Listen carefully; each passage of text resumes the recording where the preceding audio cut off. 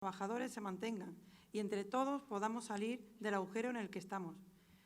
No hay ninguna duda que ganas de salir tenemos. La palabra clave que desde ayer estamos escuchando aquí en este Expo Congreso es optimismo. Quería agradecer a nuestro director general, don Manuel Vázquez Martín, la labor que está realizando para el sector del juego privado y le ruego que transmita al secretario general de Hacienda, que ayer nos acompañó, al consejero de Hacienda, don Juan Bravo Baena, y al presidente, don Juan Manuel Moreno Bonilla, nuestro agradecimiento por el apoyo a las empresas en general y a las nuestras en particular. Apoyo que debe continuar, pues queda por delante un año muy complicado, tanto para nuestras empresas como para nuestros clientes. No cabe duda que, adoptando medidas tributarias similares a las adoptadas, saldremos fortalecidos de esta crisis. Pero no me voy a entretener más y voy a dar paso a nuestro primer ponente, que ya lo conocemos de otras ocasiones. Es de José Antonio Gómez Yáñez, doctor en Sociología, premio extraordinario, profesor de Sociología en la Universidad Carlos III, miembro del Instituto de Política y Gobernanza de la misma universidad, socio de estudio de Sociología Consultores, vocal asesor en el Gabinete de la Presidencia del Gobierno, ha dirigido estudios sociológicos y comerciales y proyectos de comunicación para el Ministerio de Cultura, Renfe, Santander, las GAE, Derechos de Autor de Medios Audiovisuales, DAMA, Asociación Nacional de Fabricantes de Electrodomésticos de Línea Blanca, Comunidad de Madrid, Junta de Castilla y León, también para algunas empresas del sector del juego. Ha formado parte de equipos de campaña o de análisis de partidos y campañas políticas.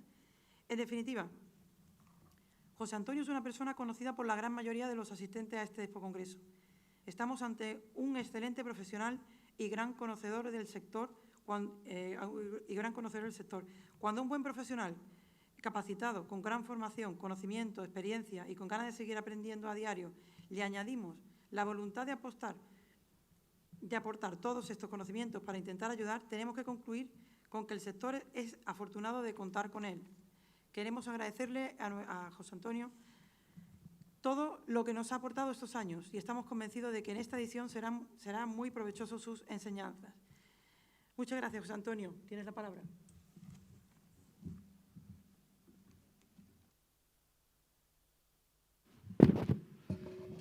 Bien, buenos días. Debo reconocer que me siento un poco abrumado, no, mucho abrumado por las amables palabras de Araceli.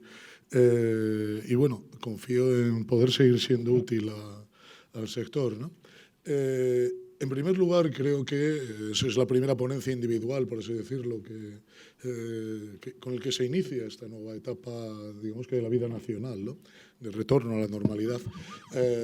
Creo que, como todos ayer, y a mí también me gustaría dejarlo de manifiesto, creo que hay que agradecer a Luis, a Ramón, a Encarna, por supuesto a Enrique y a Araceli, el enorme esfuerzo que han hecho para montar este congreso, que creo que es prácticamente por donde todos debemos de empezar. Les voy a presentar digamos que una ponencia que está basada en un libro que se llama Palabras que funcionan y que no funcionan. Creo que hay una edición castellana, pero la verdad es que no lo sé. Bueno, no estoy seguro de si existe o no. La idea de este libro es, ahora lo verán, el intentar saber qué palabras hay que utilizar en cada caso y en dónde estamos. Aquí tienen ustedes una página en blanco. Empezaré por una página en blanco. ¿Hay algún candidato que se ha atrevido a enviar un programa electoral con una página en blanco? No se crean. En esa página en blanco lo que les voy a pedir es que mentalmente o incluso físicamente intenten situar dónde creen ustedes que está la opinión pública en relación con su sector, con el juego. Como todo, las ideas se estructuran en ejes que se pueden situar en un gráfico, en un plano, ¿no? Yo diría que el primer eje, el eje horizontal, sería el eje de sector, salud pública y entretenimiento, diversión, placer. Y, en segundo lugar, es el eje lucro, es decir, beneficio empresarial entendido negativamente. Luego explicaré un poco más este concepto, pero creo que se entiende intuitivamente. Y luego la idea de que esto es un sector económico, como otro cualquiera, que genera empleo, paga impuestos, paga cotizaciones sociales y que tiene clientes esto es muy importante, tiene clientes a los que da unos ciertos servicios. En este caso, un servicio de entretenimiento y de ocio como el cine, el teatro, etcétera, o quizá despojado, por así decirlo, de un cierto valor añadido cultural que se suele atribuir a otros sectores. Tómense un minuto para pensarlo, si me hacen el favor, digamos que haciendo una X o un círculo en donde creen que está el sector y donde les gustaría que esté el sector. Digamos que si les sale una línea inclinada así ascendente, es decir, pasan de la idea de salud pública y lucro a la idea de entretenimiento y sector económico, pues entonces van a estar de acuerdo conmigo y creo que esta pequeña intervención les podrá ser útil. Si lo ven de otra manera, pues sencillamente no comparten mi visión de dónde está en la opinión pública este sector. Bien, ¿a qué viene esto? Esto, permítanme que les diga, no son las estelas de los aviones pasando por el cielo, sino que es, creo, una imagen bastante aproximada de la comunicación que va dejando el sector del juego. Sus asociaciones profesionales, los medios del sector también, y lo que van recibiendo la opinión pública y las administraciones. Hay que decir que lo primero en la comunicación son las palabras que se emplean. Y habría que decir que sobre las palabras, aquí tienen cuatro ideas que yo creo que son muy relevantes y que condensan muy bien lo que significan las palabras, ¿no? La primera creo que es algo que le ha pasado al sector del juego completamente. Esperen a que alguien cuente su historia, y les puedo asegurar que no les va a gustar. La historia que en este momento está en la opinión pública acerca del sector del juego, creo que a ustedes no les gusta. Las palabras crean historias y las historias crean los relatos que nos contamos unos a otros. Si esos relatos están construidos con las palabras que no nos gustan, pues no nos van a gustar esos relatos sencillamente. La misma realidad se puede transmitir con palabras distintas, con vocablos distintos. Y les diré que si hacemos el esfuerzo de transmitir una realidad con palabras distintas a las habituales, que ya veremos de dónde surgen esas palabras habituales, seguramente vamos a ver el problema de forma distinta a como se ve convencionalmente. Y finalmente una frase de Lund, es precisamente el autor del libro en el que me voy a basar, que dice, ya lo ven, no es lo que dices, sino que la gente o las administraciones oyen. Creo que hubo muchas enseñanzas de las muy buenas intervenciones de los 6 directores generales de juego que ayer tarde nos acompañaron. Alguna de ellas, además, me pareció increíblemente ilustrativa de lo que está ocurriendo. Ustedes se acuerdan de Lakoff, seguro, sobre todo los que tienen más de 20 años, seguro se acuerdan de Lakoff. Lakoff fue un lingüista que puso de moda hace años no una frase, sino el título de un libro. No pienses en un elefante. Inmediatamente que se pronuncia esta frase, a todos ustedes, a todos nosotros, nos empiezan a aparecer elefantes en la cabeza, ¿no? Vemos trompas, vemos orejas grandes, vemos patas que nos pueden aplastar. Habría que decir que Lakoff seguramente ganó una competición que nadie sabía que existiera. Es la de ser el lingüista más conocido. De hecho, ahora se habla de Lakoff y lo que vemos son elefantes.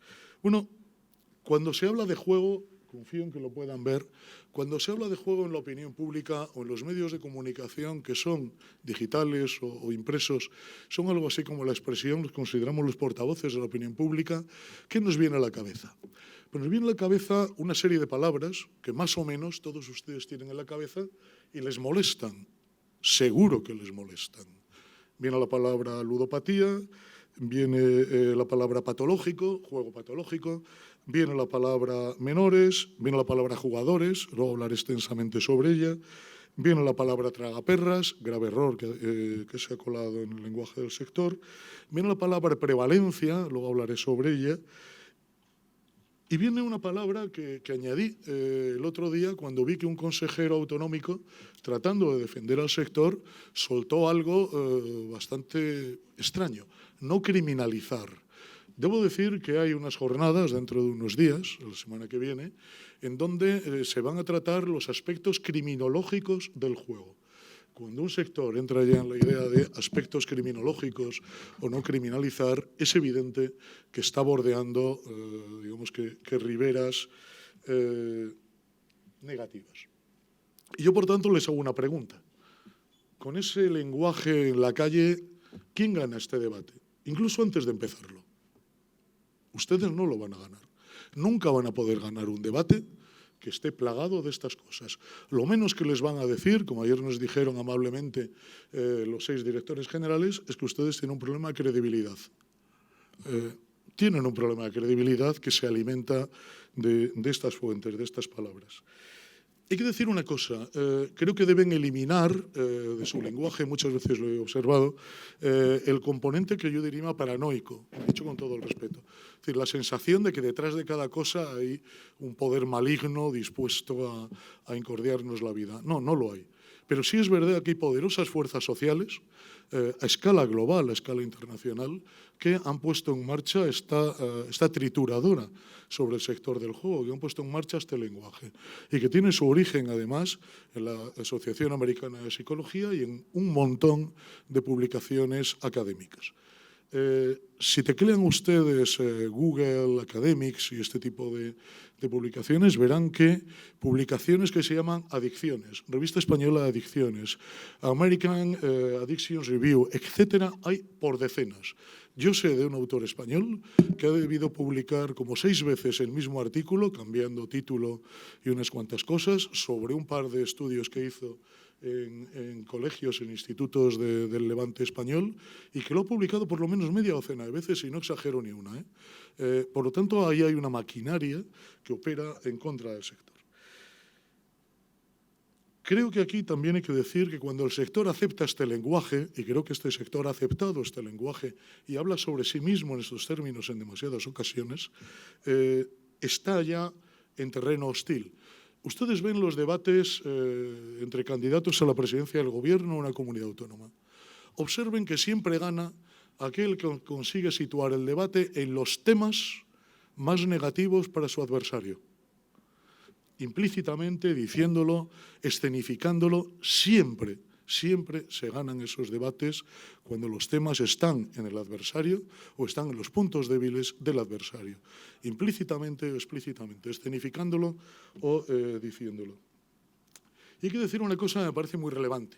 La opinión pública actual, la opinión pública que se ha ido generando en los últimos 15 años, es una opinión pública que ya no busca héroes, busca víctimas. Aquí cualquiera se declara víctima y consigue su cuarto de hora de fama en las televisiones locales, en las regionales o en la nacional. Ustedes lo saben. De pronto aparece alguien que dice que ha perdido 30.000 euros, le ves y dices, bueno, ¿a usted quién le ha dado 30.000 euros? Es imposible. Si acaso, no sé, hablé con algún banco donde haya gente muy responsable, pero desde luego no se lo ha dado ninguna empresa de juego. El debate creo que hay que empezar por reconocer que el sector del juego está perdiendo la batalla de la opinión pública. Miren, esta es la pregunta de una entrevista que se hizo a un responsable del sector del juego, una larga entrevista que debió llevar como 3/4 de hora de conversación y que acaba con esta pregunta. ¿Se puede promover el juego y las apuestas sin caer en la ludopatía? Creo que cuando después de 3/4 de hora estás hablando de algo, que te caiga esta pregunta debe ser frustrante. Pero creo que demuestra cuál es el clima que hay entre las personas, entre los periodistas que están informando sobre el juego o de otras cosas. Creo honestamente que el sector del juego puede recuperar terreno, pero lo tiene que hacer con disciplina, invirtiendo y sabiendo lo que dice, y no aceptando el marco, las palabras que le están planteando sus adversarios. Tiene que recuperar el control sobre su lenguaje. ¿Y cómo se recupera el control sobre su lenguaje? Pues esencialmente a través de sus portavoces. Sus portavoces tienen que ser muy cautos a la hora de hablar, tienen que saber exactamente qué es lo que dicen. ¿Y quiénes son sus portavoces? Sus portavoces son ustedes, empresarios, son los responsables de las asociaciones empresariales y también son las consultoras que ustedes están contratando. Hay al menos 8 consultoras que en este momento están trabajando para el sector del juego. De ahí ese cielo cruzado con distintas trayectorias. Cuando un sector tiene trabajando 8 consultoras, algo funciona mal en ese sector. y evidentemente está lanzando mensajes distintos a la opinión pública y a las administraciones. ¿Ustedes esto lo saben? Va alguien del sector del juego a hablar con un regulador, llamémosle así, y a las pocas horas aparece otro. E incluso se hacen notas de prensa en donde se utilizan términos completamente nocivos, negativos, por lo menos desde mi punto de vista, que van frontalmente contra esto que les estoy presentando. Créanme que tengo pruebas documentales de ello. Creo que ustedes tienen que hacer este ejercicio, ¿no?, de pasar de estos dos círculos que antes veíamos, de pasar del círculo del lucro y un problema de salud pública, a hablar de que son ustedes un sector económico, de que ustedes dan a sus clientes entretenimiento. Y esto implica cambiar su lenguaje, implica pasar de hablar de jugador a hablar de cliente, implica pasar de hablar de estudios de prevalencia, que es un término puramente médico, mide la incidencia de una enfermedad en una población, hablar de estudios estadísticos. Tienen ustedes que referirse, ceñirse siempre a estudios sobre los que el sector pueda apoyarse. Si hacen lo contrario, simplemente se dispersarán. Debo decirles que todos los sectores tienen problemas, todos, ahora lo veremos, pero que algunos lo manejan mejor que otros. Todos ustedes recuerdan esta maravillosa campaña, que hoy sería ilegal, por cierto, de BMW. Es el placer de conducir. BMW esto lo explotó además de unas formas increíblemente originales. Seguro que también recuerdan, un anuncio vino después, que fue el de este perro disfrutando también del placer de conducir en un BMW. Y les voy a poner en un brete.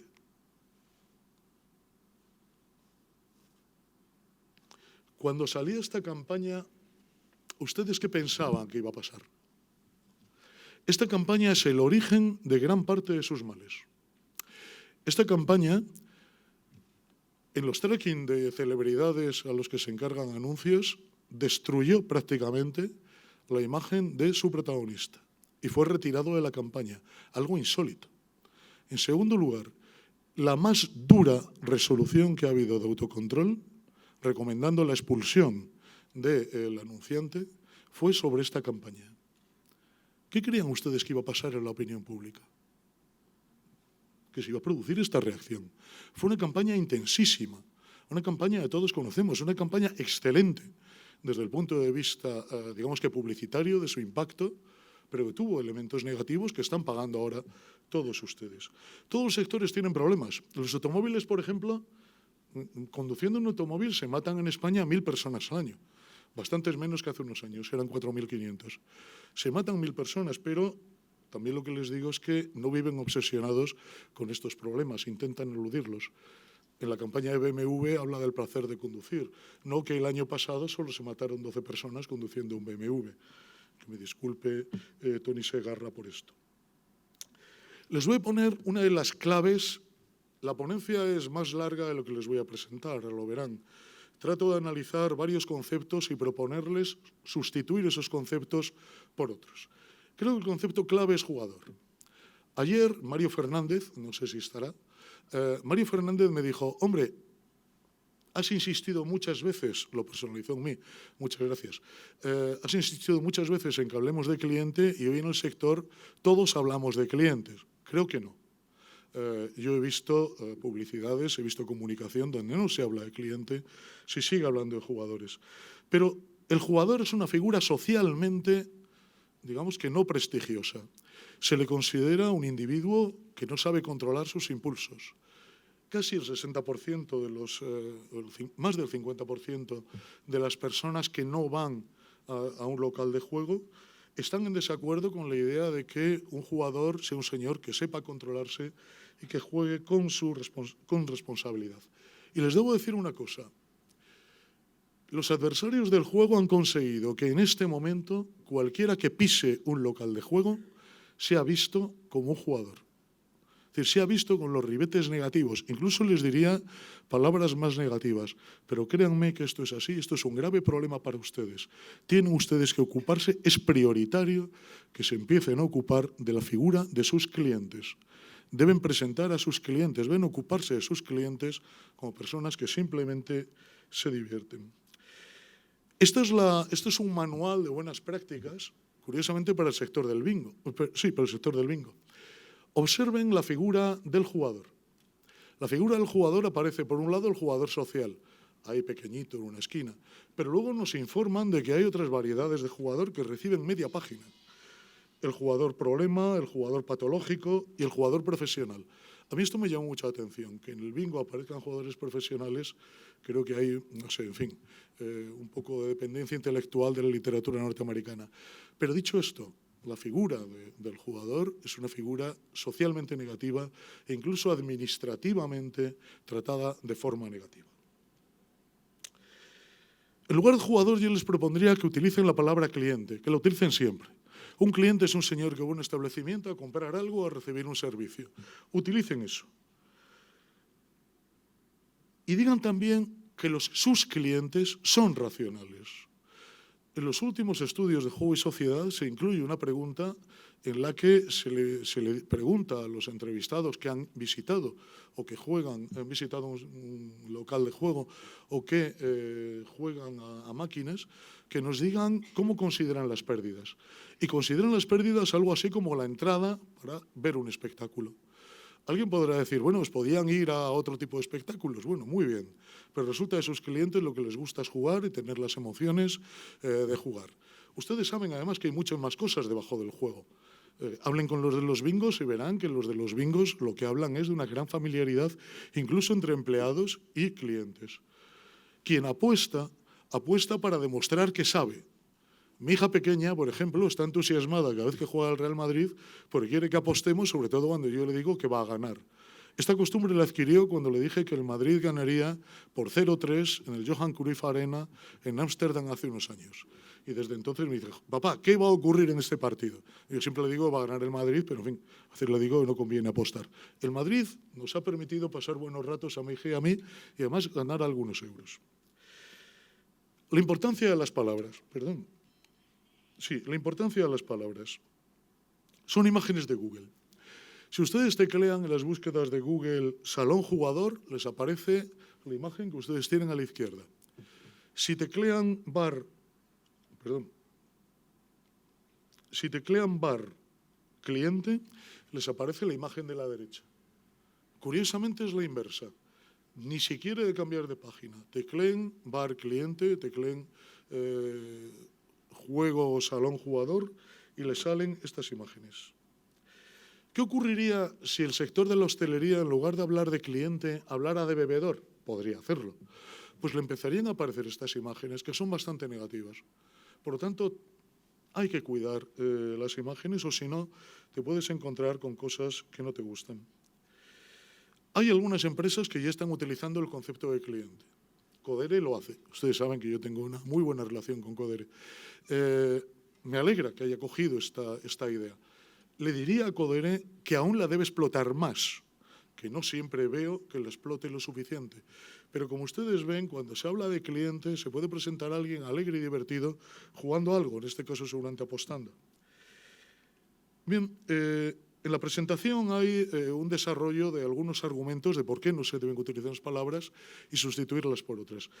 Voy simplemente a hacer un resumen. Jugador ya lo hemos visto, utilicen cliente. Tragaperras o tragamonedas. Yo les diría que utilicen, que se empeñen en hablar de máquina B en los bares. Y les diré una cosa, estoy observando en las últimas normativas autonómicas que el concepto de máquina B recreativa en bares está siendo sustituido por máquina de juego. Yo les diría que tienen que hacer ustedes todos los esfuerzos posibles, todos, porque se mantenga la idea de máquina recreativa en los bares. Como entre el concepto de máquina de juego en los bares, pueden ustedes estar seguros de que es el primer paso para que el sector de hostelería empiece a ser también regulado restrictivamente en lo que se refiere a las máquinas. Eviten hablar de juego patológico o de ludopatía. Utilicen lo que en este momento ya está utilizando, después de criticar sus viejos conceptos, la Asociación Americana de Juego, trastorno de juego. No utilicen la idea de estudio de prevalencia. La prevalencia es la tasa en la que existe de una enfermedad en una población. Utilicen ustedes la idea de estudio sociológico. Es mucho más plano, no está cargado negativamente. Pueden ustedes hablar de sus datos tranquilamente a través de un estudio sociológico, pero nunca empleen, por favor, la palabra estudio de prevalencia. Les diría también, por inútil, pueden seguir utilizándola, daño no les hace, pero yo les diría que es completamente inútil. Pasen a algo más útil.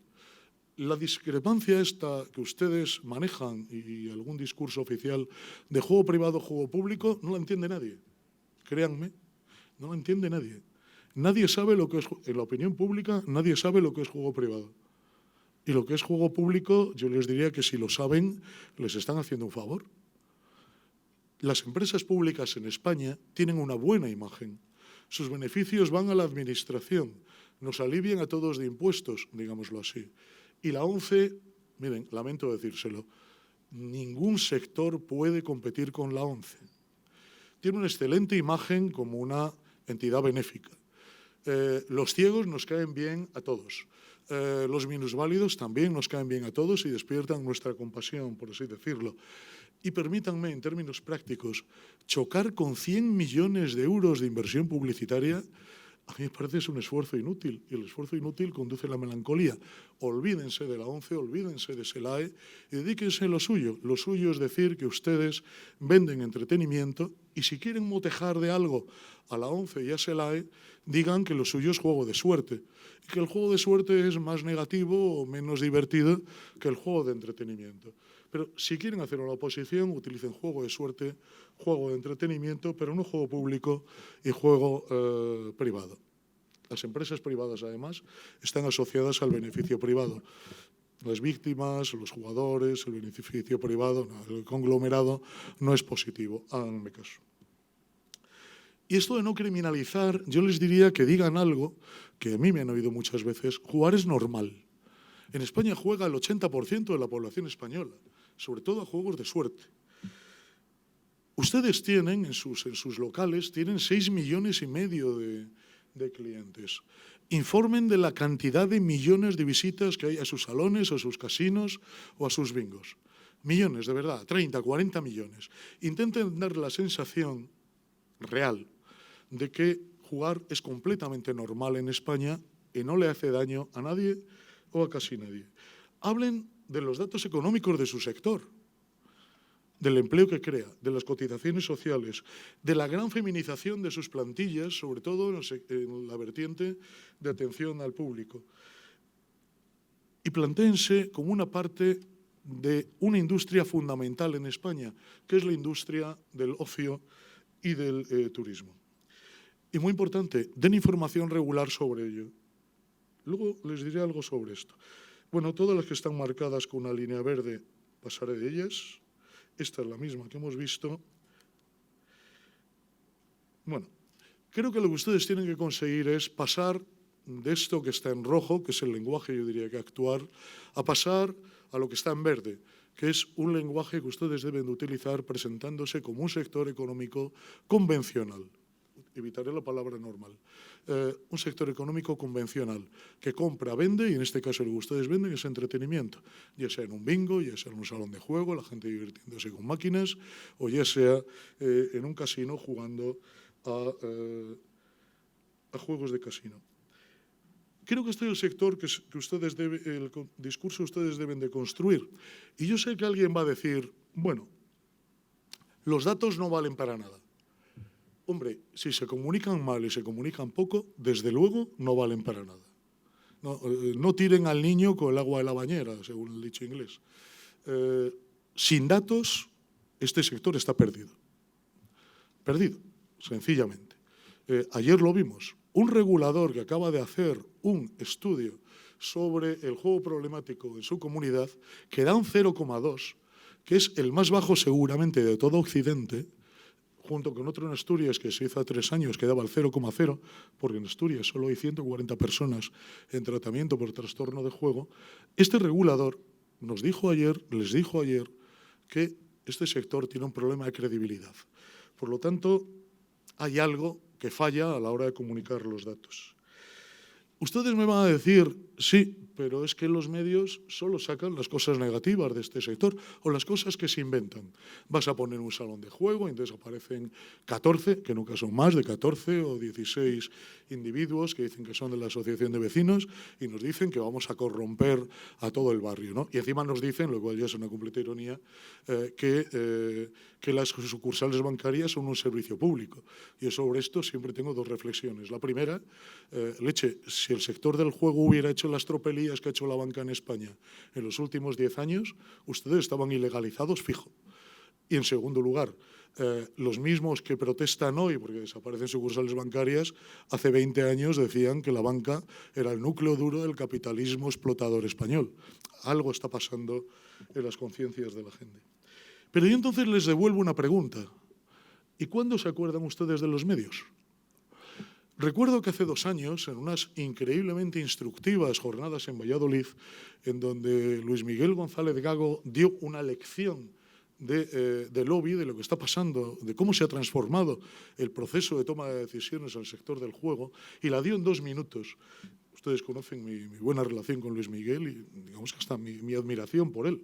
Creo que era un excelente funcionario y que conocía muy bien su trabajo. Y en esas jornadas, el director de ABC de Castilla y León y el director del norte de Castilla les dijeron una verdad tremenda. Nunca hemos recibido una sola nota de prensa del sector del juego. No sabemos a quién nos dirigimos. Es verdad que hay algunas comunidades que empiezan a tener la experiencia de que si intentan entrar en relación con los medios de comunicación, les llaman. Y si les llaman, se consiguen parar disgustos. Y si no les llaman, no se para ningún disgusto. Y lo que ustedes no pueden esperar, esto pasó en el País Vasco hace apenas 2 meses, lo que ustedes no pueden esperar es que si un diario sale diciendo los salones de juego están, las salas de apuestas están en los barrios pobres de San Sebastián, cuando se les presenta una nota diciendo, oye, no están en los barrios pobres, están en toda la ciudad. Es más, están más en el centro de la ciudad, barrios relativamente ricos, que en el resto de la ciudad. Entonces los del medio de comunicación dicen, muy bien, lo siento, perdona, me he equivocado. No esperen que un medio rectifique nunca. No lo esperen. Por tanto, lo que ustedes tienen que hacer es el cuidar a los medios, el cuidarlo desde ahora. Es decir, vamos a intentar mantener una relación con los medios. Vamos a hacer el esfuerzo de inventarnos noticias para los medios. ¿Cómo? Muy fácil. Mire, hoy lo tienen muy fácil. Ayer la DGOJ sacó los datos del juego online. Sean ustedes quienes hagan una nota de prensa para todos los medios de sus comunidades, diciéndoles, mire, sobre el juego online hay estos datos. Empiecen por ella y el mes que viene empiecen dando otros datos acerca del juego. Si no hacen eso, no tendrán relación con los medios, los periodistas no intentarán ponerse en contacto con ustedes y cuando llegue alguien dando malas noticias sobre el juego o inventándose malas noticias sobre el juego, se publicarán y ustedes lo único que podrán decir, hombre, no es cierto, joder, ¿cómo me maltratas? Yo no sé si ustedes han leído, deberían hacerlo, la ley valenciana sobre el juego. Todos ustedes saben que es una ley muy negativa y muy hostil. A mí hubo una parte de esa ley del juego que me preocupó mucho. Es la visión extremadamente negativa que tienen sobre los empleados del juego. Hay algún artículo, léanla, en donde se dice que un jugador, naturalmente utiliza este lenguaje, un jugador no debe ser presionado por nadie dentro del local, ni empleados ni empresarios. Les aviso, cuiden y mucho la imagen de sus empleados, cuiden y mucho la imagen de sus clientes. Si no lo hacen, estarán creándose nuevos puntos débiles. Nada más, muchas gracias. Me parece que me he excedido. Disculpen.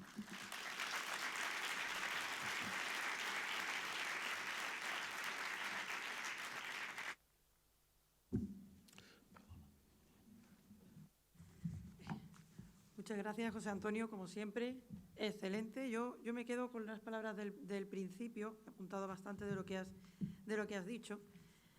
Tenemos un problema de credibilidad, pero lo tenemos nosotros, no lo tiene la sociedad, lo tenemos nosotros. Nos tenemos que creer que somos un sector productivo más.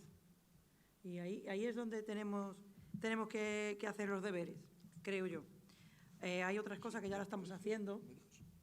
¿Sí?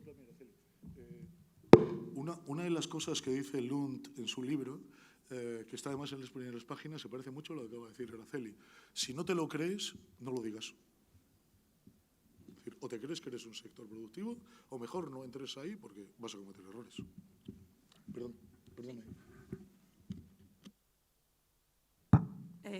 Como lo que estaba diciendo, nosotros ya estamos haciendo, bueno, tú lo sabes, lo de las notas de prensa.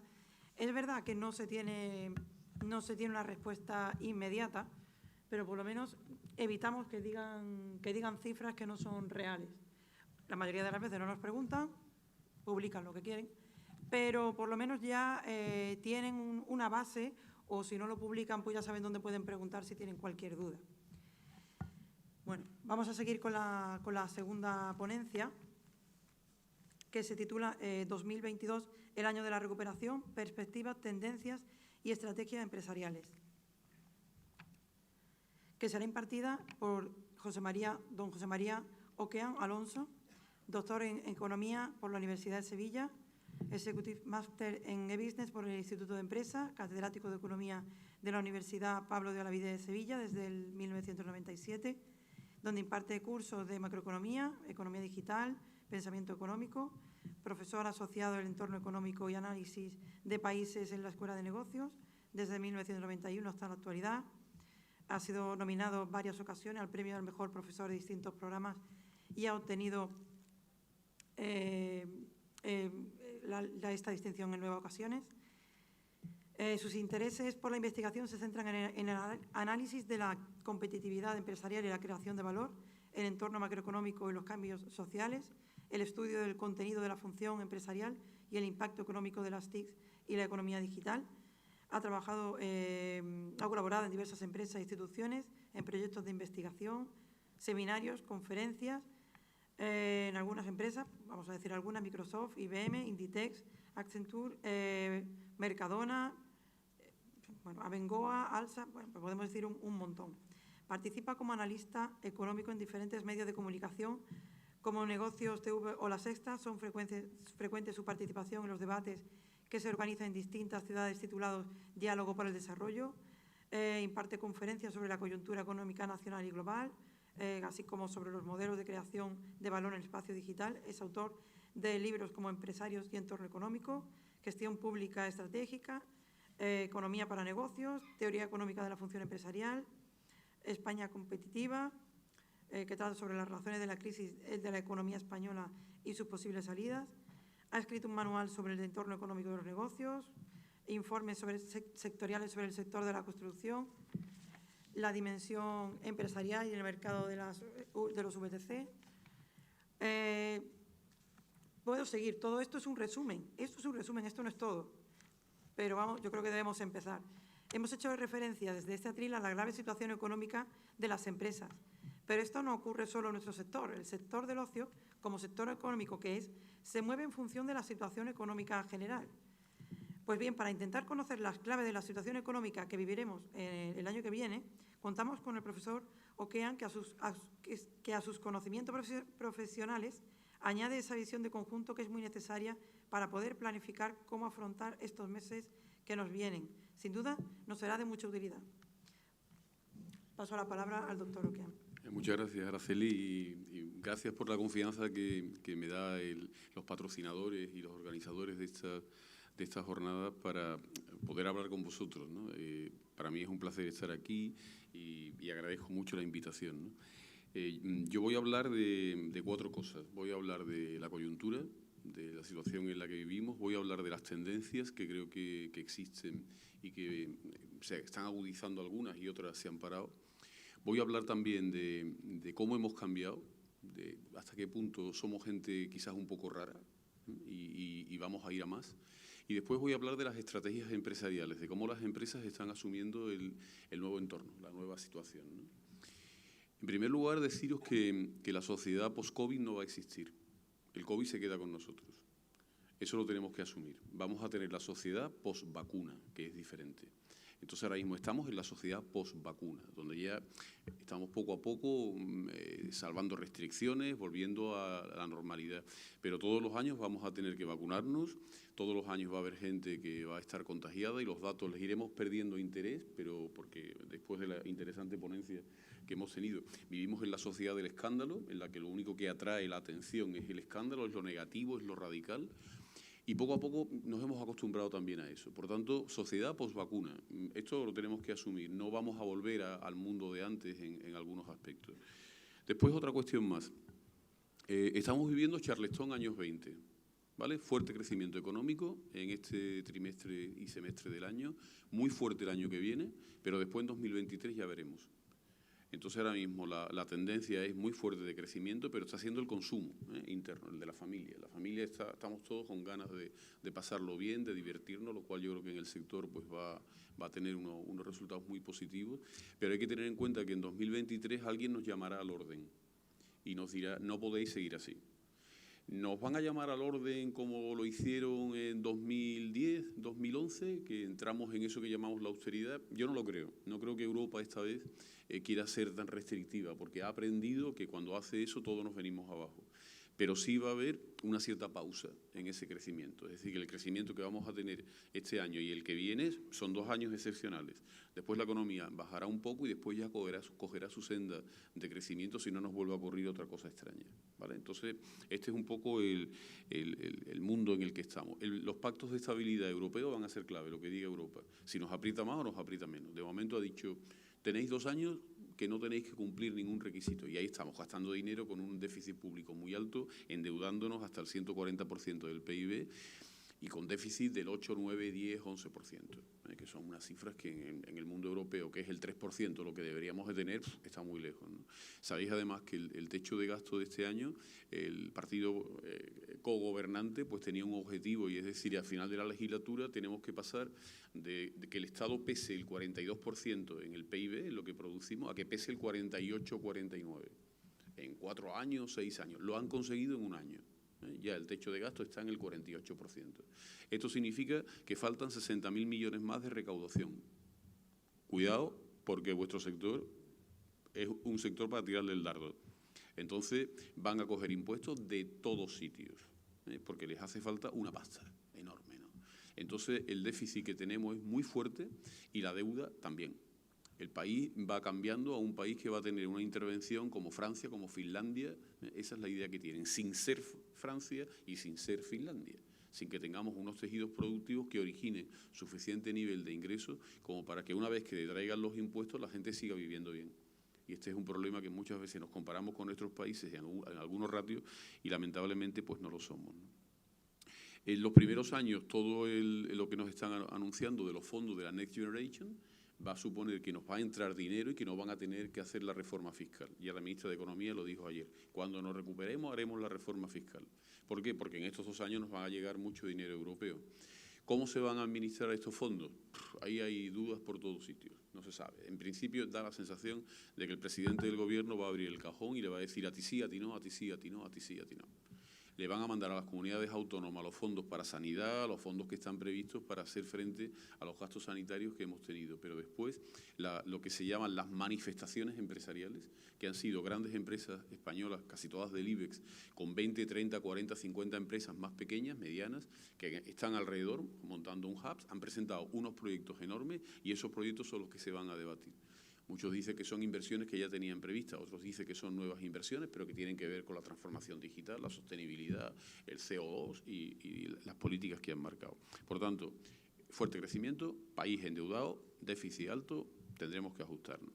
Política monetaria. Estamos fabricando muchísimo dinero. Desde 2008-2009, que entramos en crisis, se ha fabricado 10 veces más dinero del que había. Y los precios no han saltado. Por tanto, la idea esa que tenemos de si fabrico dinero se me va la inflación, no tiene por qué, porque se hace de otra manera. Es decir, yo fabrico dinero pero no financio el déficit directamente, sino que le doy dinero a los bancos compran la deuda pública y después le compro la deuda pública a los bancos. Es un poco la manera de hacerlo, ¿no? Pero de esa forma no saltan los precios, porque no tenemos una demanda, una capacidad adquisitiva para empezar a comprar y a comprar sin más, ¿no? Sin embargo, el Banco Central Europeo y la Reserva Federal están empezando a ver que la inflación está empezando a repuntar. Y ahí sí podemos tener un problema. Hay dos tipos de inflación. A mí una no me preocupa, la otra sí. A mí no me preocupa que ahora, si han estado las empresas paradas y muchas de ellas han recuperado los ERTE hace poco y tal, y de pronto la demanda, los consumidores empiezan a pedir cosas, que suban los precios, porque no son capaces de activarse tan rápidamente, ¿vale? La economía es como un gran mercante, ¿no? Que tú vas a 24 nudos y va navegando muy bien, pero cuando tú paras el mercante, como nos hicieron en 2020, tú no le das al botón y el mercante se pone otra vez a 24 nudos. A ti te cuesta la misma vida coger ese ritmo y es lo que estamos ahora. Entonces, la presión de la demanda es muy fuerte y están empezando a subir los precios. Han subido las materias primas, como el tema del gas, han subido toda una serie, tenemos problemas de suministros en muchas empresas y esto hace que los precios suban. Por tanto, esto se terminará ajustando. El problema es cuando tenemos una inflación de costes que va subiendo, subiendo, subiendo sin parar, que nos mete en la espiral inflacionista. Y ha arrancado con la electricidad. La electricidad ha empezado a subir, el gas ha empezado a subir, lo repercuten porque tenemos un sistema que desde mi punto de vista es caótico de cómo se determina el precio del megavatio y a partir de ahí los precios suben, acto seguido, con salario mínimo interprofesional también encima de la mesa, los salarios van a subir. Al subir los salarios, los empresarios tienen que subir los precios.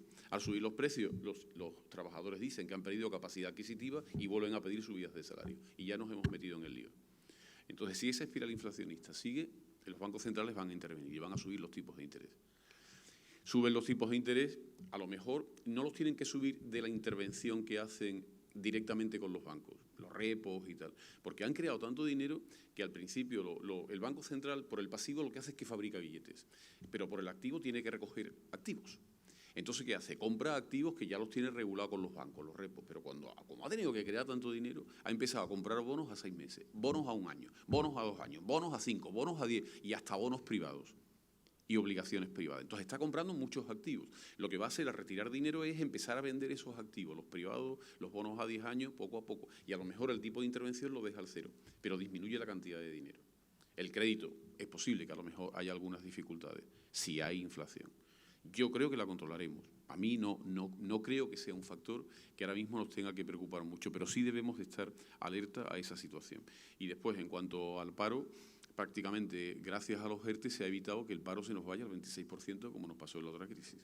Ahora mismo quedan, de los 3,5 millones de personas que estuvieron en ERTE, quedan 350.000 aproximadamente. Vamos a ver si esos 350.000 se activan o son empresas que difícilmente van a poder volver a recuperarse, ¿no? Por tanto, ahí está. Prometen una reforma del mercado laboral, Europa está muy pendiente y el mercado laboral necesita que se reforme para ser flexible y para que los trabajadores cojan capital humano, para que se formen, porque si cogen capital humano son capaces de generar más valor y si generan más valor la productividad sube y si la productividad sube los salarios pueden ser más altos, de otra forma no, ¿vale? Por tanto, eso sería la parte de coyuntura. Tendencias. En primer lugar, hablemos del tema de la globalización.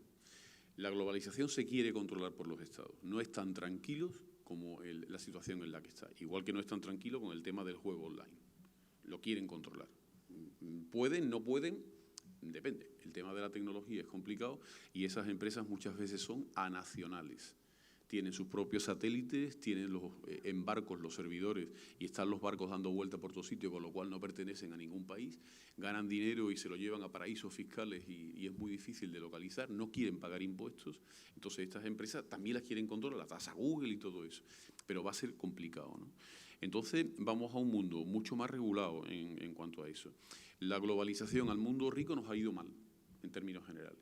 Los países emergentes y los países con niveles de renta más bajos, hasta 2008, 2009, que fue los años duros de globalización, han crecido mucho en su nivel de renta por habitante, pero el mundo occidental no, prácticamente se ha quedado donde estaba. No hemos evolucionado en 10, 15 años. Y esto ha generado una situación de descontento. Pero es que al mismo tiempo, en el mundo ese occidental, la gente que se ha metido en tecnología ha ganado muchísimo dinero. Son ahora mismo las grandes fortunas que tenemos. Y han generado una situación de desigualdad, que es en lo que estamos. Y la desigualdad, ¿cómo se corrige? Con más impuestos a los ricos. Entonces, otra vez, y a los ricos son 3, pero hacen una barrida y te cogen a todos los que ganen más de 60.000 euros. Con lo cual, por ahí también tendremos otro punto de ataque, ¿no? Después, conocéis todos que el proteccionismo va arriba.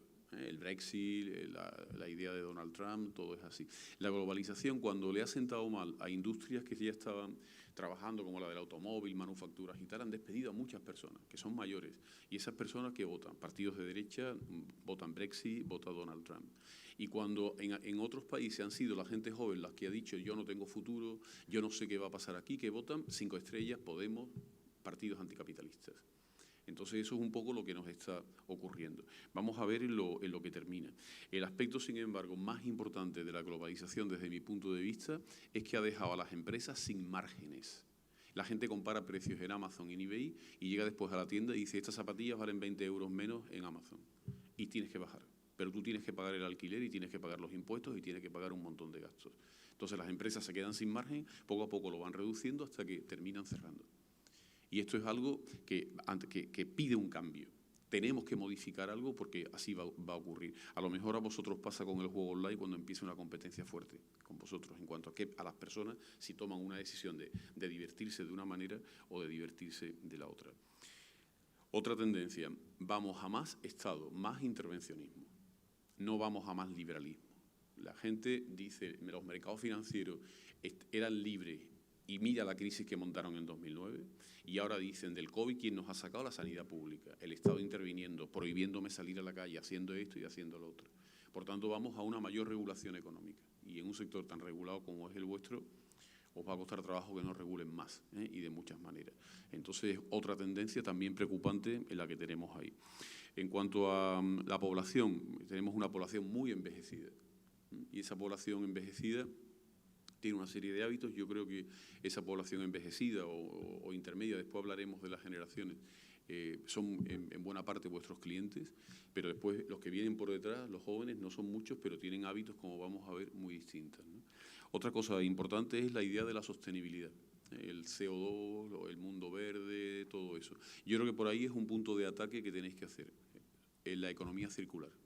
Estamos ahora mismo en una versión de hacer economía circular. ¿En qué consiste esto? Desde el punto de vista del diseño de vuestros productos, partir de que voy a reciclar cosas, de que estoy utilizando materiales que ya se habían utilizado antes, pero que soy capaces de volver a meterlos en la cadena, y en ese diseño estar previsto que después se vuelvan otra vez a reciclar. Entonces, la idea de la economía circular le puede dar un punto positivo al sector, de que sois sostenible, de que no emitís nunca CO2, de que los sistemas de electricidad que montáis en la sala de juego son de esta manera o de aquella otra para ahorrar, para no sé qué y para no sé cuánto. Esto lo tenéis que hacer, porque es una de las tendencias que está ahí. La otra tendencia es que da la sensación de que la gente no se va a mover como antes y el turismo se va a resentir. Yo no creo que volvamos al turismo a recibir 84 millones de turistas. Igual que hacíamos 800.000 pisos y pasamos a hacer 250.000, 280.000, que es lo que España necesita, y no los 800.000 que llegamos a hacer en 2005 y 2006, yo creo que el turismo se va a estabilizar en una cifra muy inferior a esos 84. Y le va a afectar sobre todo a algunas generaciones, como sobre todo los mayores, que van a tener mucha preocupación por moverse, por ir, porque el COVID sigue con nosotros, no lo vamos a quitar, ¿no? Había otra de las tendencias, que la gente quería vivir en ciudades. Quería vivir en el centro de la ciudad y con todo al lado. Y ahora eso ha cambiado también. Están empezando cada vez a buscarse residencias fuera, que tengan un espacio natural, un pequeño jardín, terrazas. Estamos buscando ahí una salida distinta. Y después tenemos otra característica, que es el driver tecnológico. La tecnología nos inunda. Lo hemos visto ahí fuera, ¿no? Me ha quedado absolutamente maravillado de las máquinas que hay ahí, de la tecnología que utilizan, ¿no? Pero ese driver tecnológico va ahí sistemáticamente a más. Hemos cambiado. ¿Cómo somos? Nosotros hace años, muchos años, éramos gente normal, pero empezaron a aparecer ideas nuevas, ¿no? La primera idea fue la modernidad, ¿no? El mundo moderno, el futuro es mejor que el pasado. Estos fueron años 60, años 70, por ahí. Y ese mundo moderno es el que hacía que cambiáramos, ¿no? De ese mundo moderno nos quedó la moda. El hecho de, me compro una corbata nueva y voy a estar más guapo que con la corbata que tenía ayer, ¿no? Vamos cambiando de ropa, vamos comprando cosas nuevas, ¿no? Cambiamos las máquinas porque se han quedado viejas, ¿no? Lo nuevo siempre es una cosa más interesante, más atractiva, ¿no? Entonces, ese mundo de la modernidad prometía un mundo mejor, pero no lo conseguimos. Nos llegó la crisis de los 70, el petróleo y todo aquello, y entonces la gente se hizo escéptica y apareció la posmodernidad. El mundo de la posmodernidad es más crítico. Es un mundo ya que no vota al mismo partido, cambia de marca de coche, empieza esa movilidad líquida, ¿no? Que vamos saltando de un sitio a otro, ¿no? Pero incluso ese mundo posmoderno buscó una referencia nueva y la encontramos. La referencia nueva somos nosotros. Somos hiperindividualistas. Tan hiperindividualistas que hasta nos tatuamos la piel para ser distintos a los demás. La hiperindividualidad en la que estamos llegando, el ser el centro de la película, el ser el actor, la actriz de la película, se ha convertido en nuestra manera de ser. Pero esto no hubiera sido el carácter general de la sociedad si no hubiera aparecido lo que yo llamo el E3. E1, la naturaleza, espacio 1. El campo, la playa, es donde nosotros nos sentimos bien, donde alcanzamos la paz. ¿Por qué? Porque nosotros mismos somos naturaleza. Pero desde hace 2 siglos y medio vivimos en L2, la ciudad. En las ciudades donde trabajamos, donde vamos al cine, vamos a un casino o vamos a una sala de juegos, donde vamos a un partido de fútbol, a un concierto, donde vamos con los amigos a cenar, donde vamos de compra. Entonces, hemos vivido en los últimos años entre el E1 y el E2. En algunas ciudades, por ejemplo Madrid, el E2 es tan potente que lanza a todo el mundo el fin de semana al E1. La gente tiene que salir de Madrid como sea. Los que vivimos en unas ciudades más o menos, y sobre todo los que viven en Málaga, que tienen el E1 que miran por allí y el E1 que miran detrás en la montaña, no tienen demasiado problema. Pero incluso los que estamos ya un poco más dentro, más hacia adentro, necesitamos también eso. Sin embargo, ese mundo entre el E1 y el E2 de pronto se ha visto absolutamente zarandeado por el E3, el espacio digital. En el espacio digital es ahora mismo donde echamos más horas. Estamos todo el día con el WhatsApp, contactando con los amigos de tenis, a ver con quién juego, los que voy a cenar el viernes a ver qué hago, con mi familia más amplia, con la más estrecha. Me salen las conferencias a través de WhatsApp. Pero es que además yo estoy delante del ordenador metiendo datos y mi compañero de trabajo, que lo tengo aquí al lado, nos relacionamos a través del ordenador, del sistema de información. Si yo no hubiera tenido el E3, si yo no hubiera tenido Facebook, si no hubiera tenido Instagram, mi hiperindividualismo no hubiera podido salir como ha salido. Porque yo en el E3 es donde estoy viviendo ahora mismo, pero no vivo yo, vive mi avatar. No me pongo en la foto como cuando yo me levanto, sino que me pongo guapo, arregladito, no sé cuánto, me meto el Photoshop, me quito las arrugas, me quito la curva, no sé qué, no sé cuánto. Entonces intento lanzar una proyección de mí que me gusta más de cómo soy. Entonces, en ese mundo de Instagram, donde pongo las fotos que nadie ve, pero yo las pongo, donde escribo un blog en el otro sitio que nadie lee, pero yo lo pongo, yo empiezo a interpretarme. Esa es la característica del mundo en el que estamos. Y en ese mundo online, sobre todo, las generaciones más nuevas van entrando sistemáticamente. Es un mundo que cuando hemos juntado el hiperindividualismo con el espacio digital, ha originado un par de ideas claras. Primero, no me interesa tener cosas, sino sentir cosas. Es un mundo de sensaciones. No es un mundo de tener cosas. Y otra idea más. El bocadillo de jamón. Podemos hacer el mejor jamón del mundo, que lo hacemos. El mejor aceite del mundo, que lo hacemos. Los mejores tomates del mundo, que los tenemos. El mejor pan del mundo. Sí, pero yo no pago ya por eso. Yo pago dónde me como el bocadillo de jamón, qué música suena, quién está a mi alrededor, cómo van vestidos. Cuando yo ponga en Instagram que me he comido un bocadillo de jamón en este sitio, ¿qué van a decir? ¿Me van a poner los likes? ¿Qué es lo que me gusta? Entonces, hemos cambiado el comportamiento. Los productos no son simplemente productos hard, sino tienen una parte hard y una parte soft. Y la parte soft es la que ahora mismo genera más valor. El valor es por lo que yo pago. Si yo estoy produciendo solamente cosas hard, estoy compitiendo con precios a la baja y los salarios son bajos y tengo muchas dificultades. Si estoy haciéndolo con un componente hard muy bueno y un componente soft maravilloso, entonces es cuando generalmente estoy generando valor. Y el valor muchas veces lo genero en el espacio digital. ¿Te gusta conducir? No había ni que poner el coche. Y ya me voy imaginando que voy conduciendo un BMW por una maravillosa carretera. Entonces hemos entrado en un mundo de sensaciones. Y las sensaciones también han ido cambiando. ¿Qué sensación voy a tener ahora? Ahora me quiero divertir. Entonces tenéis ahí un boom de diversión. Pero yo ni siquiera hablaría de clientes, consumidores, personas que se quieren divertir. Y hay una manera de divertirse. Y es esa. Y hay otras maneras de divertirse, como ir al fútbol y pago una taquilla por una ópera o pago por ir al fútbol o por lo que sea. Entonces, la diversión es uno de los factores que tenemos ahí. Y al lado de ese, la salud. El tema de la salud se está convirtiendo en una cosa fundamental porque acabamos de pasar o estamos pasando una pandemia. Eso lo vamos a tener ahí. Sostenibilidad, el mundo green, E1. El E1 ha alcanzado muchísimo valor porque nos ha pasado también una cosa. Yo vivía en el E2, cada vez más metido en el E3, pero mi fin de semana me iba al E1. El E3 era tan fuerte, tan poderoso, que yo había veces que ya perdía un poco el norte. Y entonces, ¿qué fue lo que hice? Busqué una solución, turismo. Y me iba de turismo a cualquier ciudad del E2, eso sí, con mi smartphone que me decía por la calle por la que iba, el restaurante al que tenía que ir, las estrellitas que tenía, tal. Yo nunca salgo del E3, por Dios, entonces me pongo malo. Pero cuando de pronto me han dicho, el E2 es peligroso, el mundo del E2 te contagia, hay un virus que te mata. Y entonces, ¿qué es lo que he hecho? Me he metido en el E3 de cabeza. Teletrabajo, lo he comprado todo por internet, la gente que no compraba ha comprado, Amazon, eBay, no sé qué, no sé cuánto, hemos cambiado el mobiliario de casa y ha aparecido un espacio nuevo, el E2.5, mi casa. Mi casa se ha convertido ahora en un espacio en el que trabajo, paso un montón de horas, necesito un espacio libre, una terraza, un jardín o lo que sea, porque se ha convertido en mi castillo. Y esa idea va a seguir ahí. El E2.5. Y es por lo que en los temas de juego tenéis también problemas, porque vosotros vivís en el E2, la gente tiene que ir al E2, que lo va a seguir haciendo. Pero el espacio del E2.5 y el espacio E3 van ganando cada vez más fuerza. Y eso lo van a hacer en todas las generaciones, todos vamos a ser iguales.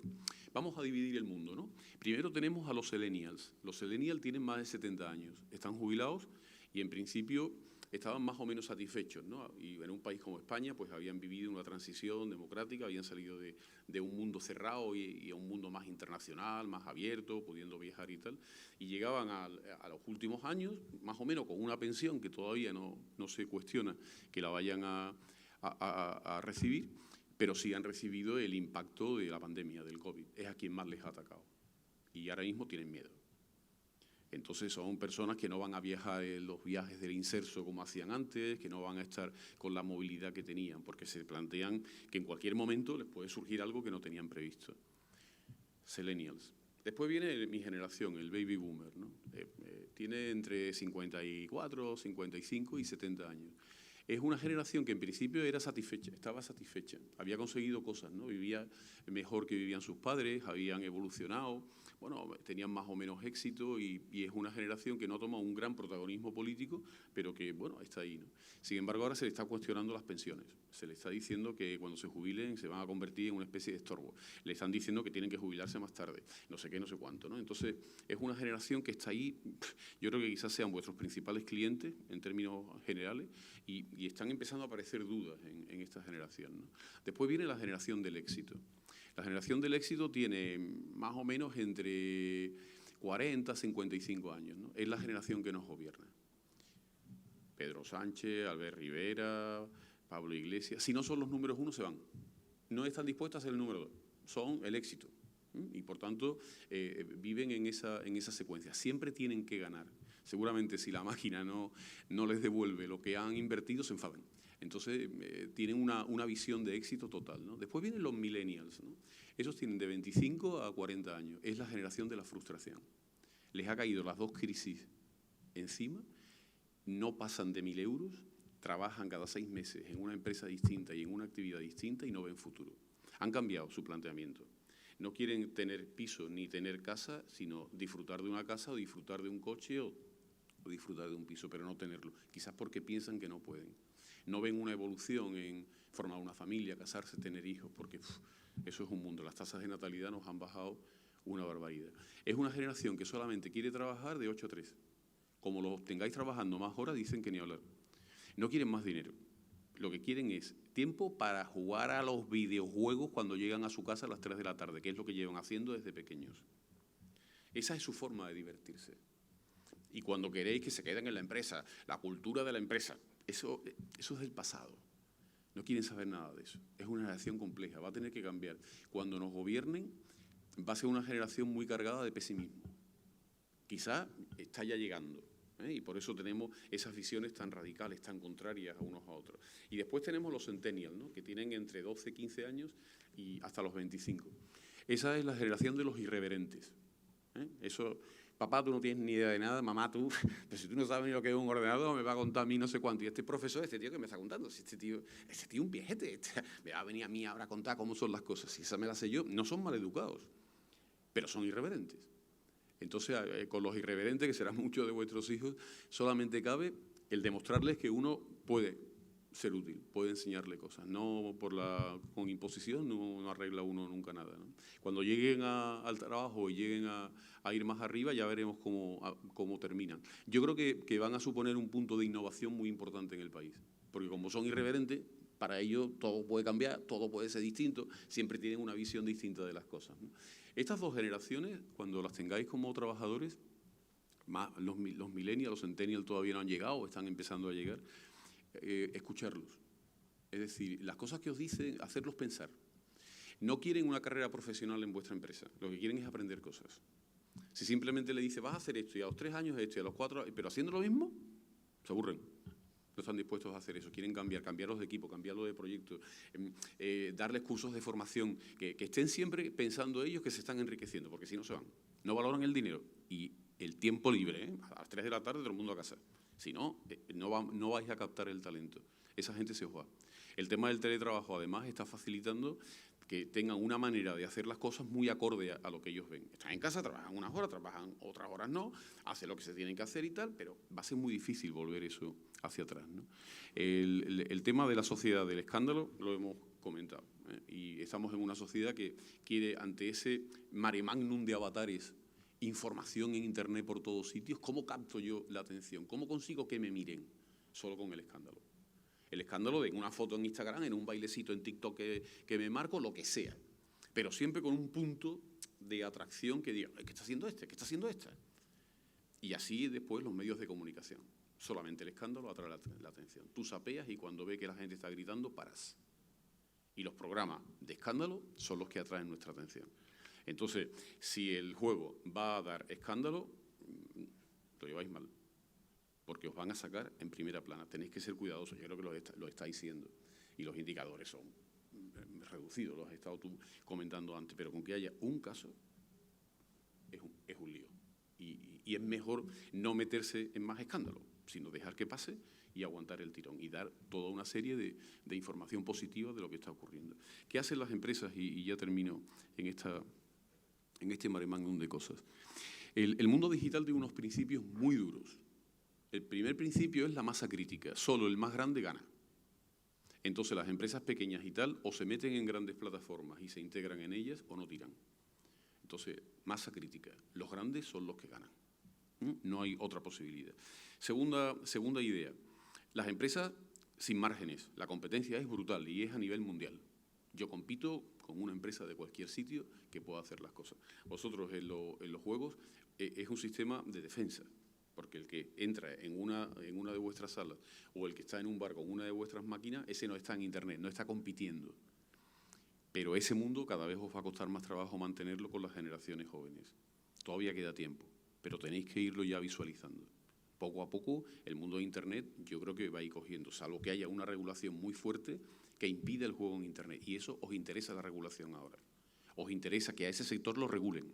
Por eso es lo que tú hablabas antes de decir, ahí es donde está el problema, no aquí, que está regulado y que está controlado. Los economistas defendemos la economía en competencia perfecta, pero la economía en competencia perfecta no existe. Prácticamente todos los sectores están regulados. Por eso yo hablo de mercados politizados. El poder político es el que dice en un mercado cómo tienen que ser las cosas y cómo no. Y nosotros lo que podemos influir, demostrar cómo es el sector, cómo somos, qué es lo razonable. Y los políticos, si se lo planteo así, asumiendo la regulación que la vamos a tener, porque la tienen todos los sectores. Entonces, las empresas, ¿qué es lo que han hecho en esta historia? En primer lugar, han atendido a una característica de la globalización y de la economía digital, y es la consumerización. El consumidor me lo dice todo. Yo he estado preguntando si las máquinas dan información sobre la forma de jugar, la forma de utilizar la máquina. No, todavía no. No me está diciendo cómo juega, cómo se comporta la gente. No me está diciendo si tiene una secuencia de juego y para y se toma una copa o no. No me está diciendo si son jugadores que echan muchas monedas y de pronto paran, si juegan fuerte o juegan flojo. Esa información todavía no la tiene. No es una cuestión de protección de datos. Yo no estoy diciendo, sé que esta persona juega, no estoy hablando de eso. Estoy hablando de cómo usa, su forma de divertirse. Si yo estoy fabricando coches y digo, ¿qué color le pongo al coche que voy a hacer en el anuncio? Entonces cojo y meto en la web 20 colores. Y los colores yo no los tengo. Y pongo un naranja horroroso, que digo, este color lo voy a poner por ponerlo. Y ahora todo el mundo empieza a seleccionar el coche naranja. ¿Yo qué hago? Pongo el coche naranja. Es decir, el consumidor me está diciendo en el mundo actual, a través de lo que llamo el front office de la empresa, todo lo que quiere. Pero es que además al consumidor yo soy capaz de generarle valor, sensaciones. Si vienes aquí a jugar, a comer, a divertirte, lo vas a pasar así. Y este es el escenario, el entorno en el que estás. Las páginas web venden sensaciones posibles. Y ahí me tengo que meter. Y ahí simplemente anunciando mi sala de juegos, que vean la sensación que puede tener, estoy atrayendo a esos consumidores. Y esos consumidores me están diciendo dónde les gustaría jugar, qué les gustaría jugar. Esa es la forma de entender las empresas. No es comprar, producir, vender, sino front office.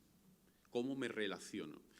Para vosotros un front office es una de vuestras máquinas, porque el consumidor llega a la máquina y juega con ella. Vuestra empresa, el contacto que tiene con el consumidor es ese, sí, pero puede tener también una imagen en una app, puede tener una página web que me dice cómo es la sala de juego. Yo puedo interactuar con él de otra forma. Le puedo decir que hay máquinas nuevas, si se da de alta. Puedo jugar de otra manera. Y en ese juego, ese front office se convierte en una creación de valor. Y después tengo la parte de detrás, lo que se llama el back office. El back office ahora mismo, el cambio que se está produciendo es lo que llamamos la industria 4.0. La industria 4.0 es un mundo de sensores. Es un mundo de sensores que me dejan datos. Y esos datos es lo que llamamos la Big Data. Entonces, cuando yo tengo tal cantidad de datos, por sensores que me están diciendo cómo fabrico las máquinas, cómo lo hago, en la sala de juego qué es lo que pasa, la gente cómo se comporta, si cambia de máquina, porque está aquí y ahora va allí y ahora va allí. Yo no estoy diciendo personas que hacen eso, sino comportamiento dentro de la sala de sensores de lo que están haciendo. Yo empiezo a sacar conclusiones. Es decir, hago inferencias. Imaginaros que yo digo, esta copa si se mueve, el bolígrafo se mueve. Yo tengo una teoría y esa teoría significa, si esto se mueve, ya está, me quedo tan tranquilo. Y ahora cojo el back office y resulta que comparo lo que pasa con la libreta, lo que pasa con la botella, lo que pasa con la mascarilla, el móvil, y ahora de pronto descubro que el bolígrafo se mueve porque la mascarilla se mueve. Esto yo antes no lo encontraba. Yo tenía una relación causa-efecto lógica y ahora con la Big Data empiezan a aparecer cosas nuevas. Entonces, ¿yo qué hago? Digo, resulta que es esto. Y lo que genero es una relación entre estas dos cosas. Eso le llamo un algoritmo. Y digo, cada vez que pase esto, que sepa que me va a ocurrir esto. Y el algoritmo dice, como me ocurre esto, pongo la ficha aquí, que es lo que me interesa. Y cuando veo que me equivoco, corrijo. Inteligencia artificial. Entonces, esto es el mundo por donde vamos. ¿Os va a llegar a vuestro sector de una mano o de otra? Ya veremos. Pero desde luego que una sala no es simplemente un sitio donde la gente entra ocultándose para estar allí, sino tiene que ser una página web, tiene que decir la sensación que voy a tener, tengo que mostrar lo que allí van a sentir y esa gente después cuando entre dentro me dejan datos, me deja información. Esa información es la que puede hacer que yo diseñe las salas de otra manera, que preste unos servicios que antes no se me ocurrían, que a lo mejor mezcle cosas, porque igual que tenéis bares y restaurantes donde aparece una máquina, podéis tener salas de juegos que se conviertan en restaurantes. Y entonces empezáis a difuminar las cosas. Y al difuminar las cosas ya no sois una sala de juego, sois otras cosas. O tenéis junto a la sala de juego servidores donde la gente se puede conectar a Internet, donde pueden a lo mejor jugar por Internet. Y empezáis a mezclar las cosas. A lo mejor el mundo que tenemos es un mundo que lo que tenemos es que diversificar la acción. Porque si estamos demasiado focalizados y estamos focalizados en un mundo de críticas, deberíamos de abrir seguramente nuestra actividad para que las críticas se difuminaran en otras actividades. Pensarlo. El mundo ya no es lo que era. Y la última idea. Nos movemos, las empresas se mueven en lo que yo llamo el círculo de viabilidad. El círculo de viabilidad está compuesto por el entorno económico, donde está el Estado y está la regulación y están los impuestos. En ese círculo de viabilidad están los consumidores o clientes o jugadores, como le queramos llamar. En el círculo de viabilidad está la tecnología, está mi manera de entender el negocio. El problema es que el círculo de viabilidad se va moviendo. Imaginaros que el micrófono es vuestra empresa y está dentro del círculo de viabilidad, pero poco a poco se va moviendo y la pandemia lo ha movido mucho. He virado al círculo de viabilidad o me he quedado aquí. Si me he quedado aquí, mis márgenes se reducen y voy a tener problemas, no voy a ganar dinero. Me tengo que ir adaptando. Observar la cultura de la gente, los comportamientos, las generaciones, cómo van cambiando. Esas generaciones os tienen que ir llegando de una manera. Tenemos que irlos atrayendo poco a poco. Son hiperindividualistas. Son gente que quiere sentirse protagonista de cada cosa. A lo mejor las máquinas los tienen que colocar a ellos de avatares. O ellos tienen que definir en lo que estén jugando una especie de avatar con su manera de ser y grabar lo que llevan puesto, lo que no llevan puesto, que jueguen en ese tipo de cosas, que interactúen, que sean capaces de entrar en ese juego, en ese mundo del E3. En cierta medida, cuando estoy delante de una de vuestras máquinas, es como si estuviera en un espacio nuevo, en una especie de E3 que ellos tienen delante de la televisión. Yo me meto ahí. Y ahí tengo que interactuar, que se parezcan cada vez a las máquinas a los juegos de los ordenadores. Y entonces los vais atrayendo. Y en un espacio en que puedan hacer otras cosas, en que puedan ir diversificando, incluso interactuar entre ellos, montar grupos, montar WhatsApp, montar Instagram y grupos de gente donde puedan poner sus cosas, lo que les interesa, lo que no les interesa, atraerlos de alguna manera. Yo creo que este es el gran reto que tenemos. El mundo ha cambiado, el espacio digital va a toda pastilla, las nuevas generaciones son distintas, la tecnología lo cambia, pero al mismo tiempo lo permite todo y muchas veces es cuestión de nuestra visión. Si nos va muy bien el negocio y tal, tendemos a no querer cambiar. Tendemos a decir, bueno, si me van bien las cosas, ¿por qué voy a cambiar? Porque el círculo de viabilidad siempre se mueve. Y si me voy quedando detrás, hay un momento en que ya se me convierte en inalcanzable. Este es el reto que tenemos. Muchas gracias.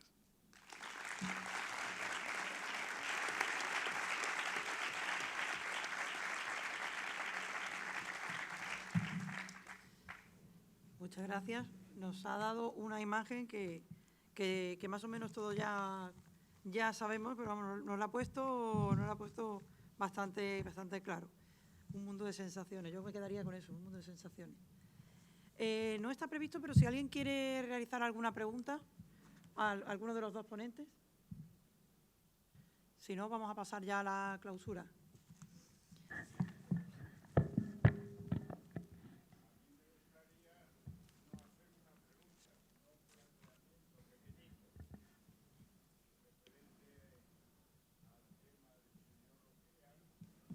Un momento.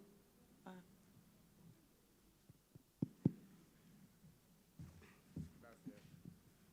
Sí, es un cortito espacio como planteamiento.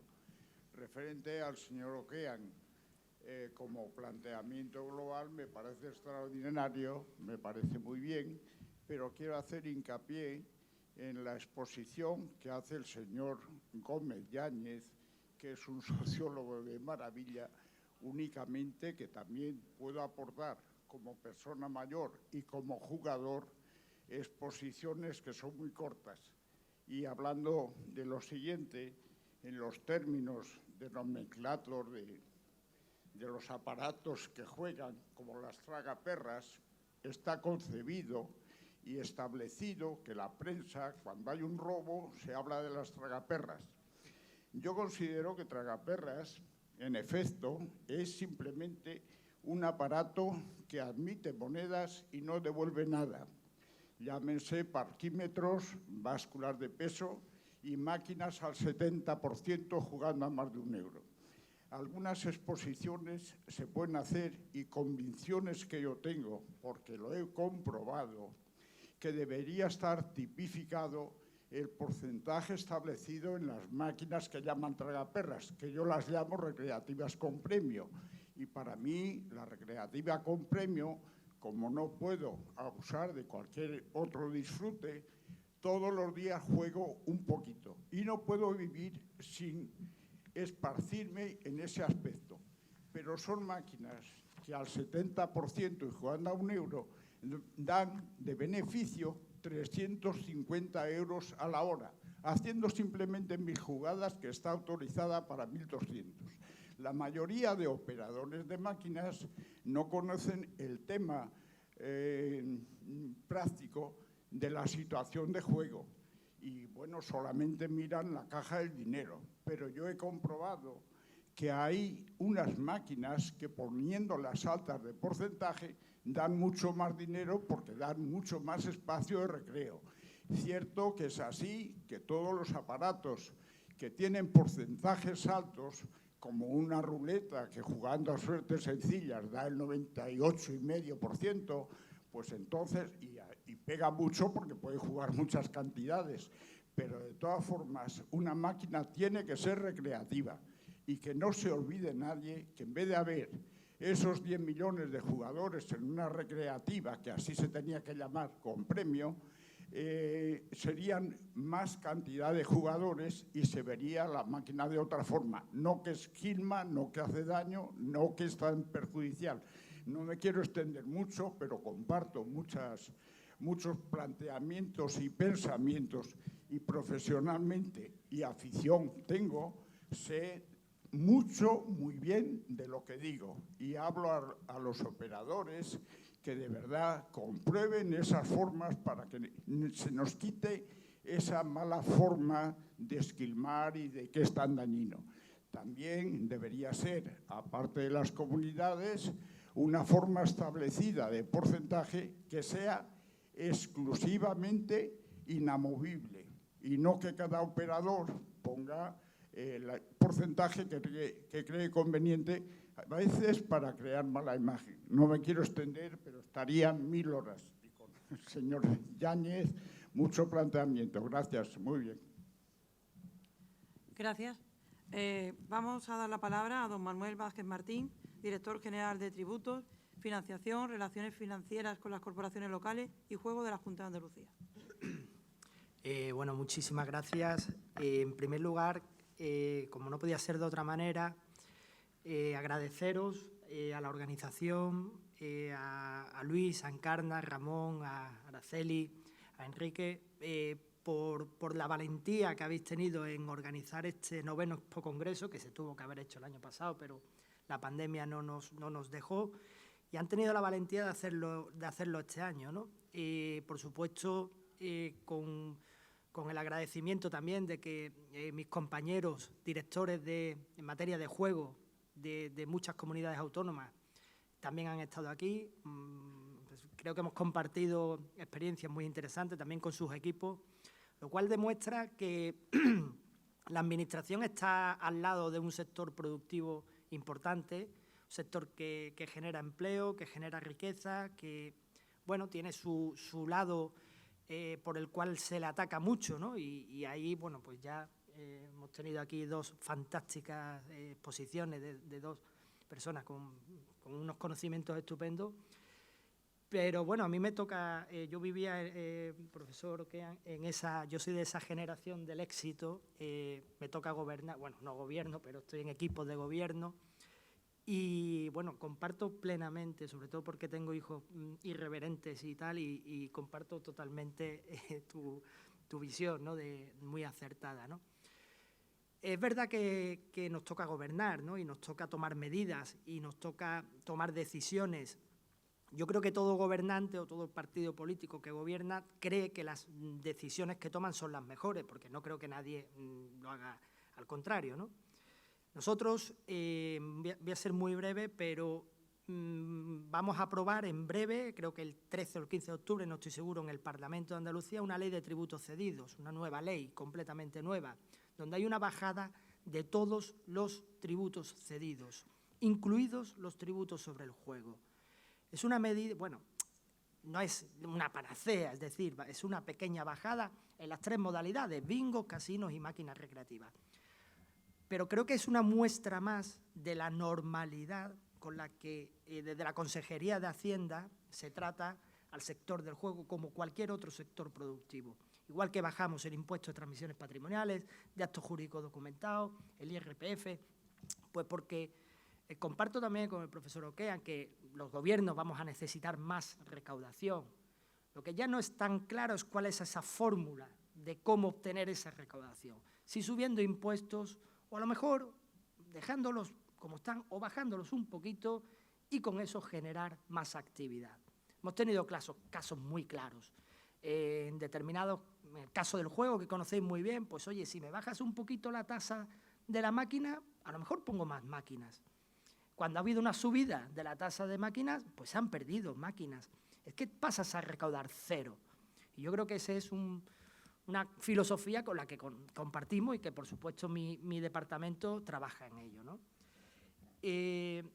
Simplemente agradeceros también el cariño que a mí personalmente me habéis dado todos. Me voy muy contento de aquí.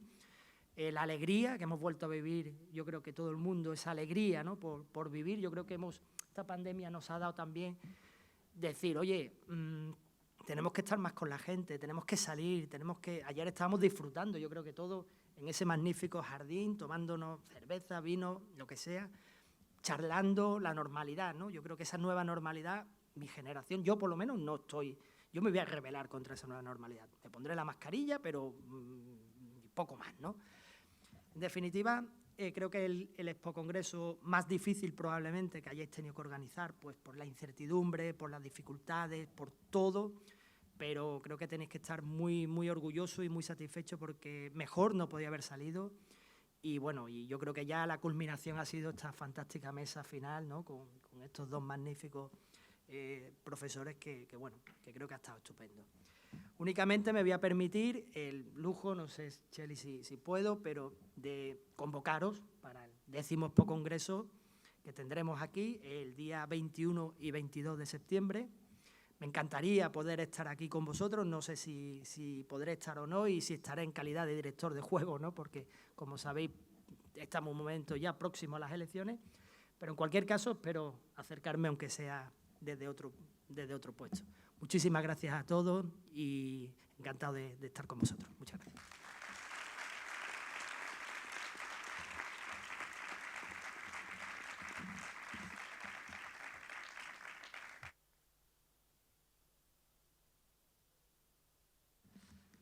Muchas gracias.